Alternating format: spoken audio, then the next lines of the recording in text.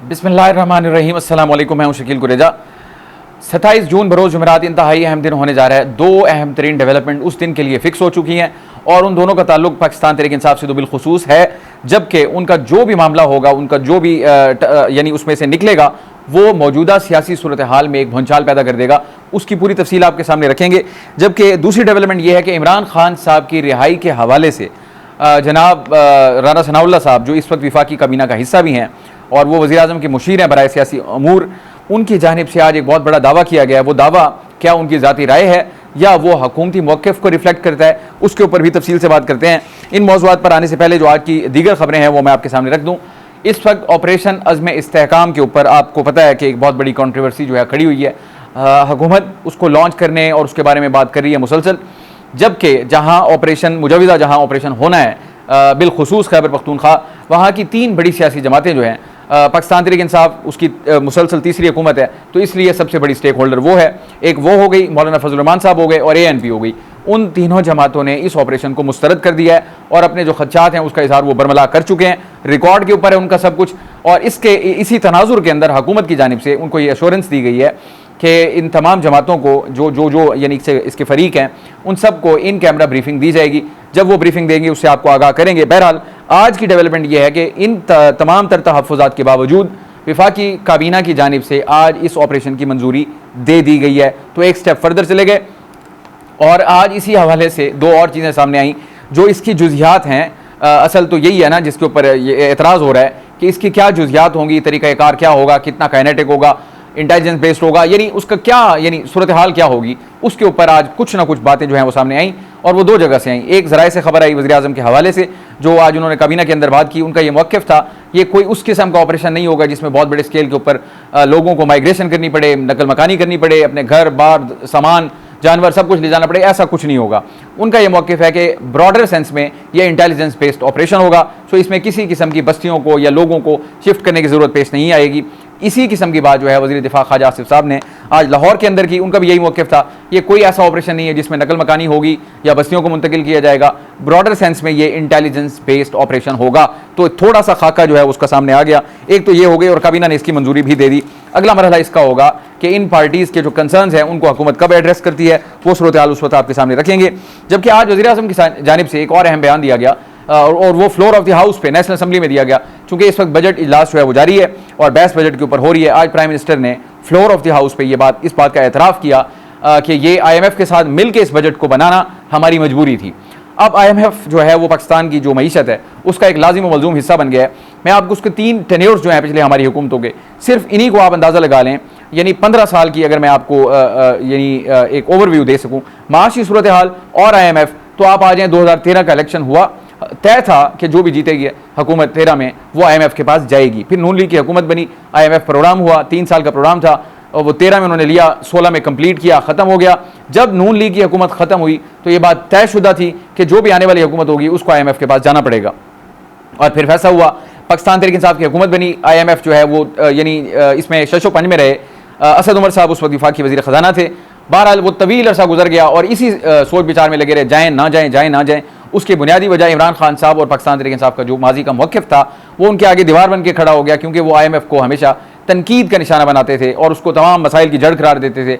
उनके पास जाने से बेहतर है मैं खुदकुशी कर लूँगा। ये वो चीज़ें थी जिसकी वजह से प्रोग्राम में तातुल आया, जबकि प्रोग्राम आपको इमीडिएटली ज़रूरत था। और इसी तनाजुर में जनाब असद उमर साहब की फिर तकरीबन 9 महीने के बाद उस वजारत से छुट्टी हुई और फिर उनके लिए कोई अच्छा टाइम आगे नहीं रहा। बहरहाल उसके बाद इनको बिल आखिर जब वो आ गए वज़ीर ख़जाना हफीज़ शेख साहब, तो फिर उनको IMF के पास जाना पड़ा। तो ये दूसरी हुकूमत आ गई जिसने IMF प्रोग्राम लिया। फिर उस प्रोग्राम का जो हशर हुआ वो आपको सारा मालूम है, मैं उसकी डिबेट में नहीं जाता। फिर जब ये हुकूमत ख़त्म हो गई 16 माह वाली, यानी इनको एक स्टैंड बाई एग्रीमेंट मिल गया तकरीबन कोई $3 अरब का। उसके बाद ये तय हो गया था कि अब जो भी नई हुकूमत आएगी उसको फिर IMF के पास जाना पड़ेगा। फिर वही हुआ।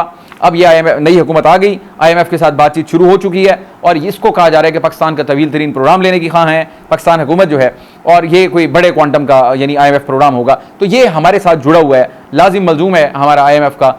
पता नहीं ये कब हमारा आखिरी प्रोग्राम होगा, अगरचे वज़ीर आज़म साहब दावा कर चुके हैं कि उन्होंने वादा किया है, ये अभी जो कौम से खिताब किया था कि उनका वादा है कि पाकिस्तान का ये IMF प्रोग्राम तारीख का आखिरी प्रोग्राम होगा। बहरहाल ये एक ज़िमन बात थी। उन्होंने कहा जी ये मजबूरी थी कि IMF के साथ मिलकर प्रोग्राम बनाना पड़ा। मजबूरी यही है कि अगर आपको IMF पैसे नहीं देता तो आपका मुल्क नहीं चलता, और अगर आप उनका कहना नहीं मानते, आप काफ़ी हद तक उनके साथ बहस मुबाहिसा कर लेते हैं, रियायत उनसे ले लेते हैं, लेकिन ब्रॉडर सेंस में आपको उनकी बहुत सारी बातें माननी पड़ती हैं, जो इस हुकूमत ने मानी।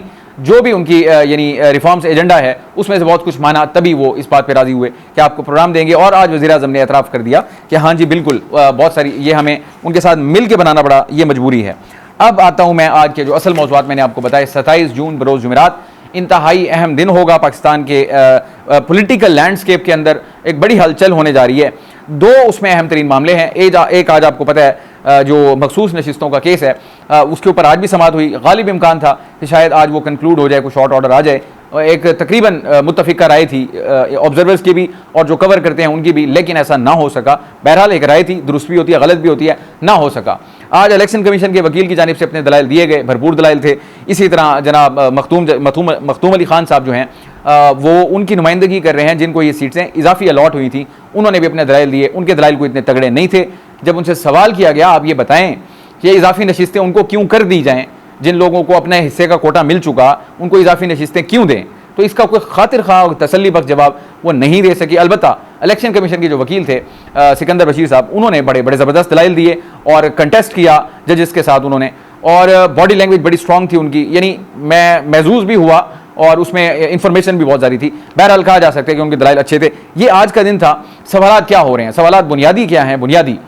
अब असल आ रहा है खुरा जो है वो इलेक्शन कमीशन के ऊपर आ रहा है। मैं आपको एक हवाला माजी का दे दूं। माजी का हवाला ये है कि जिस वक्त ये जो इनका इंट्रा पार्टी इलेक्शन या बल्ले का निशान उर्फ आम में जिसको कहते हैं, उस केस की समाअत सुप्रीम कोर्ट के अंदर हो रही थी, बैरिस्टर अली जफर साहब ने बड़े मुअद्दबाना अंदाज में मोहतरम बेंच के सामने ये अपनी गुजारिशात, ये सबमिशन रखी थी कि हुजूर अगर बल्ले ये निशान से किसी को महरूम कर दिया गया तो मखसूस नशिस्तों के हवाले से उनके लिए बहुत बड़ा मसला पैदा होगा। उन्होंने मखसूस नशिस्तों की तादाद वहाँ पे बताई कि मजमूई तौर पर गालबन 230 के करीब नशिस्तें हैं या 213 हैं।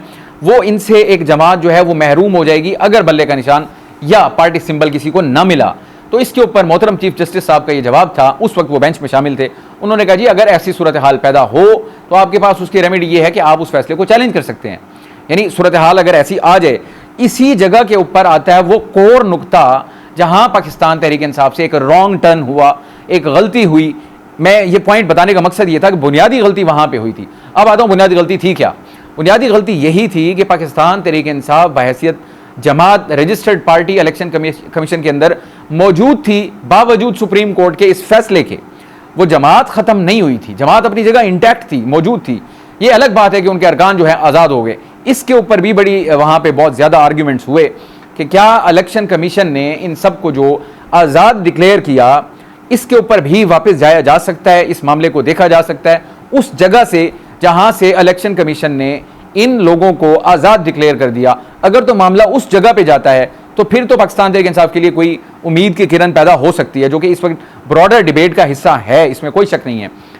गलती कहाँ पे हुई संगीन, जब आपकी अपनी जमात मौजूद थी तो उस वक्त आपको या आपके लीगल माइंड्स जो हैं, पता नहीं उस वक्त, मैं कासिर हूँ इसको समझने से कि जब जमात मौजूद है तो आप आज़ाद हो गए, इसमें कोई शक नहीं है। आप अगर सुन्नी इत्तेहाद काउंसिल में जा रहे हैं तो आप पाकिस्तान तहरीक इंसाफ में क्यों नहीं गए, यही सवाल यानी कमोबेश हर समात के अंदर इस केस की अदालत के अंदर सामने आया कि भाई आपने क्यों अपनी जमात को चूज़ नहीं किया, आपने क्यों इंतखाब किया सुन्नी इत्तेहाद काउंसिल का और ऐसी जमात चुन ली जिसके खुद अपने सरबराह जो हैं वो आज़ाद हैसियत में इलेक्शन लड़के आ रहे हैं।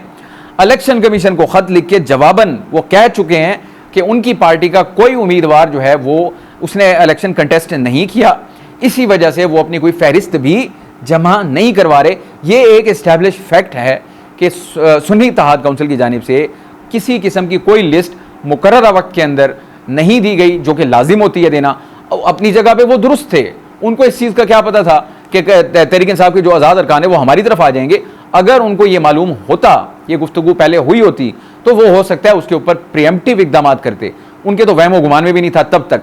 बहरहाल उन्होंने ये ख़त जवाबन जो इलेक्शन कमीशन को लिखा था उसमें यह कहा गया कि चूंकि हमने इलेक्शन नहीं लड़ा इसलिए हम फहरिस्त भी जमा नहीं करवा रहे। तो ये मौजू भी यहाँ पे ज़ेर बहस रहा कि क्यों इधर नहीं गए तहरीक इंसाफ में और क्यों इधर चले गए सुन्नी इत्तेहाद काउंसिल में। तो आज की जो समाअत थी वो हाइपर टेक्निकलिटीज़ के ऊपर थी, यानी बहुत बारीक नुक्ते हैं, क्योंकि लीगल मामलात होते हैं। तो ब्रॉडर सेंस उसकी यही थी कि जिस वक्त इलेक्शन कमीशन ने उनको आज़ाद डिक्लेयर किया, क्या उस नुक्ते के ऊपर जाया जा सकता है, उस पॉइंट ऑफ टाइम के ऊपर, कि वहाँ से अगर इस चीज़ को ले लिया जाए कि उन्होंने गलत इंटरप्रिटेशन के ज़रिए या कुछ ऐसा गलत तौर पे उनसे हो गया, कोई तशरीह गलत हो गई, तो वहाँ पे जाया जा सकता है, नंबर एक। नंबर दो, सुन्नी इत्तेहाद काउंसिल में क्यों गए, इसके ऊपर भी बात हुई है। सो मल्टीपल चीज़ें हैं जो इस वक्त ज़ेर बहस हैं, और इन्होंने लिस्टें फहरिस्तें जमा नहीं करवाई। इस वक्त जो हुकूमती अरकान है बिलखुसूस, उनका ये दिफा यही है, या उनका आर्ग्यूमेंट ये है कि इनकी जानिब से वो सारा कुछ जमा नहीं करवाया गया, वो सारा जो एक ड्यू कोर्स ऑफ लॉ है उसको इख्तियार नहीं किया गया, यानी कि आपने फहरिस्तें जमा करवानी होती हैं जो कि नहीं करवाई गई, ये आ गया अपनी जगह पे। और सुन्नी इत्तेहाद काउंसिल जो कि खुद इलेक्शन में गई ही नहीं, कंटेस्टेंट ही नहीं थी वो, फिर आप ऐसी जमात को कैसे देंगे। इसी के ऊपर आज जनाब मोअज़्ज़िज़ चीफ जस्टिस साहब ने यह भी कहा कि आपने प्राइज बॉन्ड खरीदा ही नहीं तो आपको इनाम की रकम कैसे मिलेगी। ये सुन्नी इत्तेहाद काउंसिल से मुतालिक था कि जो इलेक्शन के अंदर ही नहीं गई तो उसको इनाम कहाँ से दिया जाए, कैसे उनको रिवॉर्ड दिया जाए। तो ये भी इंतहाई अहम ऑब्जर्वेशन थी। सो समाज चूंकि बहुत सारी लंबी थी और अब ये जुमेरात तक के लिए चली गई है, और अब दोबारा से मैं अर्ज कर रहा हूँ, अब ज़्यादा इत्तफाक इस चीज़ पे हो गया फिर से कि अब शायद जुमेरात को इसके ऊपर कोई शॉर्ट ऑर्डर आ जाए। मैंने कहा दो डेवलपमेंट्स होंगी, एक सुप्रीम कोर्ट वाली और दूसरा मैं आता हूँ इद्दत केस के हवाले से, जो बहुत बड़ी खबर है। इद्दत केस से बड़ी खबर यह है कि इमरान खान साहब की रिहाई का इम्कान पैदा हो गया है। तो ये अब इसी के ऊपर राना सनाउल्लाह साहब का जो बयान है वो मैं आपके सामने रखता हूँ। अब आते हैं कि जुमेरात के दिन ये देखते हैं कौन सी चीज़ पहले कंक्लूड होती है, क्योंकि इद्दत केस का जो फैसला है वो तो 3 बजे का टाइम दे दिया गया अदालत की जानिब से। इस्लामाबाद की जो सेशन अदालत है मजोका साहब की, उनकी जानिब से फैसला रिजर्व कर लिया गया इद्दत केस का। वो है क्या, वो इनकी दरखास्तें थी बुशरा बीबी की और इमरान खान साहब की सज़ा मुअत्तली से मुतालिक, कि इनकी जो सज़ा है उसको मुअत्तल किया जाए। कौन सी केस में, इद्दत केस में। उसका फैसला जो है वो रिजर्व हो चुका, टाइम उसका दे दिया गया अनाउंसमेंट का, इससे कबल भी हुआ था लेकिन वो ना हो सका, शाहरुख अर्जुमंद वाली अदालत जो थी। बहरहाल वो उसको साइड पे कर देते हैं। इस्लामाबाद हाई कोर्ट ने पाबंद किया था इस जिसका हम जिक्र कर रहे हैं अदालत को, कि आपने 10 दिन के अंदर अंदर इनकी जो सज़ा मुअत्तली की दरख्वास्त है उस पर फैसला सादिर करना है। तो जज साहब उन इंस्ट्रक्शंस को, उन अहकामात को फॉलो करते हुए फैसला रिजर्व हो गया और 27 को यानी कि जुमेरात को वो सुनाया जाएगा। उसका टाइम 3 बजे है। सुप्रीम कोर्ट वाला देखना होगा कि वो किस वक्त कंक्लूड होती है, किस वक्त, क्या वो उसी वक्त शॉर्ट ऑर्डर दे देते हैं या कुछ वक्फे के बाद देते हैं या कोई टाइम दे देते हैं। बहरहाल ये दिन दोनों यानी 2 खबरों के एतबार से ये दिन इंपॉर्टेंट होगा। मखसूस नशिस्तों का मामला है क्या, बेसिकली उसके लिए हुकूमत का बहुत बड़ा स्टेक लगा हुआ है, वो है 2/3 मेजॉरिटी। अगर वो उनको दस्तियाब नहीं होती तो वो आईनी तरमीम नहीं कर सकते, और इन 23 नशिस्तों के बगैर जो उनको इजाफे मिली थी फिर वापस ले ली गई, अगर वो उनको दोबारा मिल जाती हैं तो उनके पास 2/3 मेजॉरिटी होगी और वो आईनी तरमीम कर सकते हैं। और उस आईनी तरमीम के नतीजे में मुअज़्ज़िज़ सुप्रीम कोर्ट के जज साहिबान जो हैं, चीफ जस्टिस साहब हों या दीगर जज साहिबान हों, जो अभी तक की हमारी इतलात भी थी, जो प्रपोज्ड हैं इस वक्त हुकूमत ने जिसके ऊपर बातचीत भी की, या तो तमाम जजेस जो हैं सुप्रीम कोर्ट के, उनकी डेट ऑफ रिटायरमेंट को 65 से बढ़ा के 68 कर देंगे, या चीफ जस्टिस साहब का टेन्योर फिक्स कर देंगे। ये भी अलबत्ता इतलात हैं कि चीफ जस्टिस काजी फायज़ ईसा साहब बज़रिया अटॉर्नी जनरल वज़ीर आज़म तक ये इतला पहुँचा चुके हैं कि वो किसी तौर भी एक्सटेंशन में इंटरेस्टेड नहीं है। बहरहाल अभी ये चीज़ें होना बाकी हैं, सारी मफरूज़े पे बात नहीं करते। जो भी फैसला होगा या तो हुकूमत को 2/3 मेजॉरिटी मिलेगी या नहीं मिलेगी, एक उसके अपने अपने नतीजे हैं, या फिर तहरीक सुन्नी इत्तेहाद काउंसिल को मिलेंगी या नहीं मिलेंगी, उसका अपना अपना नतीजा है। अब तीसरी बात भी हो रही है कि हो सकता है मुअज़्ज़िज़ जज साहिबान इस मामले को वापस पार्लियामान को भेज दें कि आप इसके ऊपर कोई तरीक़ाकार वज़ा करें, यानी ना वो सुन्नी इत्तेहाद काउंसिल को दें, ना वो नून लीग को दें, यानी दीगर जहाँ तकसीम हुई थी उनको कहें जी हमारी तरफ से खाली हैं, आप इसके ऊपर फैसला कर लें कि इनका क्या करना है, आइन के मुताबिक, कानून के मुताबिक, या इसके ऊपर कोई लेजिस्लेशन करें, ये जो भी हो सकता है पार्लियामान को भेजने के हवाले से। ये भी इस वक्त मौजूद गुफ्तगू है। अब आते हैं इद्दत केस के ऊपर। फैसला महफूज हो चुका। इमरान खान साहब की रिहाई में रुकावट सिर्फ एक केस है और वो यही इद्दत का केस है।